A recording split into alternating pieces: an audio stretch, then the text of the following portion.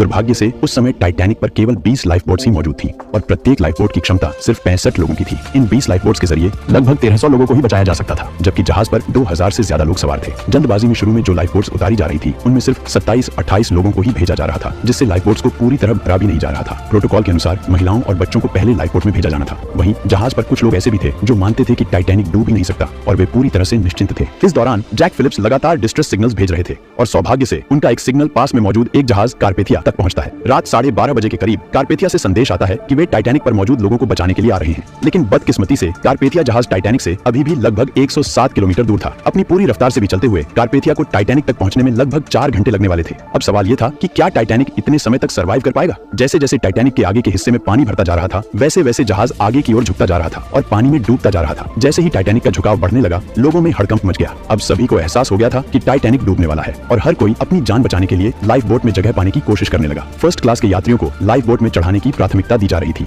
1:50 पर जब आखिरी लाइफ बोट को जहाज से उतारा गया, तब भी 1500 से अधिक लोग जहाज पर बचे थे। चारों ओर खौफ का माहौल था। जो लोग तैरना जानते थे वे समुद्र में कूद रहे थे, लेकिन समुद्र की बेरहमी भी कम नहीं थी। उस समय समुद्र का पानी -2 डिग्री सेल्सियस तक ठंडा था। इतने ठंडे पानी में कोई भी व्यक्ति 15 से 30 मिनट से ज्यादा जिंदा नहीं रह सकता था। कुछ लोगों ने तो मौत को स्वीकार कर लिया था और मौत को गले लगाने के लिए तैयार थे। वहीं जहाज के क्रू मेंबर्स अब भी किसी चमत्कार की उम्मीद में लगातार डिस्ट्रेस सिग्नल्स भेज रहे थे। वे आसमान में फ्लेयर्स भी चला रहे थे ताकि आसपास कोई जहाज उनके संकेतों को देख सके और उन्हें बचाने आ सके, लेकिन कोई भी जहाज उनकी मदद के लिए नहीं पहुंचा। इस बीच टाइटैनिक में पानी तेजी से भरने लगा और जहाज तेजी से डूबने लगा। जहाज का आगे का हिस्सा पूरी तरह से पानी में समा चुका था और पिछला हिस्सा पानी के ऊपर उठने लगा। आखिरकार कप्तान स्मिथ ने अपने क्रू को भी अपनी जान बचाने के लिए कहा, लेकिन जैक फिलिप्स अपनी जान की परवाह किए बिना आखिरी सेकंड तक डिस्ट्रेस सिग्नल्स भेजने में लगे रहे। जब तक जहाज पर इलेक्ट्रिसिटी थी, तब तक जैक फिलिप्स लगातार उनकी मदद करने आ रही इकलौती शिप कारपेथिया से संपर्क बनाए हुए थे। कैप्टन स्मिथ ने अपने जहाज को न छोड़ने का फैसला किया। जैसे ही जहाज का आगे का हिस्सा पूरी तरह से पानी में समा गया, एक शॉर्ट सर्किट की वजह से पूरे जहाज पर अंधेरा छा गया। अटलांटिक ओशियन लोगों की चीखों से गूंज रहा था। जहाज का पिछला हिस्सा पूरी तरह से हवा में खड़ा हो गया और दबाव इतना बढ़ गया कि टाइटैनिक 2 हिस्सों में टूट गया। रात के 2:20 पर आरएमएस टाइटैनिक अटलांटिक महासागर की गहराइयों में समा गया। कभी न डूबने वाला कहा जाने वाला जहाज महज 2 घंटे 40 मिनट में समुद्र की असीम गहराई में चला गया। जो 1500 से अधिक लोग टाइटैनिक पर बचे थे, उनमें से कुछ जहाज के साथ डूब गए और कुछ को समुद्र के बेहद ठंडे पानी ने अपनी चपेट में ले लिया। कैप्टन स्मिथ आखिरी पल तक अपने जहाज पर डटे रहे। टाइटैनिक के डूबने के लगभग 2 घंटे बाद अगली सुबह कारपेथिया जहाज बचे हुए लोगों को बचाने के लिए पहुंचा, लेकिन केवल 706 लोग ही इस भयंकर हादसे में जिंदा बच पाए। 3 दिन बाद 18 अप्रैल 1912 को रात 9:30 बजे कारपेथिया न्यूयॉर्क पहुंचा, जहां 40,000 लोग भारी बारिश के बीच उनका इंतजार कर रहे थे। इस हादसे के बाद कई ऐसे सवाल खड़े हुए जिनका जवाब लोग आज भी खोज रहे हैं, लेकिन जब इस घटना की जांच की गई तो एक चौंकाने वाली सच्चाई सामने आई। जब टाइटैनिक डूबा था, तब उस पर सवार हर एक व्यक्ति को बचाया जा सकता था, क्योंकि टाइटैनिक से केवल 37 किलोमीटर दूर एक और जहाज मौजूद था जो समय पर आकर सहायता कर सकता था। ये वही कैलिफोर्नियन जहाज था जिसने टाइटैनिक को आखिरी बार आइसबर्ग की चेतावनी दी थी। लेकिन ऐसा क्या हुआ कि कैलिफोर्नियन जहाज टाइटैनिक की मदद के लिए आगे नहीं बढ़ा, जबकि उन्हें आसमान में छोड़ी गई फ्लेयर्स भी दिखाई दे रही थी। जांच में यह सामने आया कि आइसबर्ग के खतरे को देखते हुए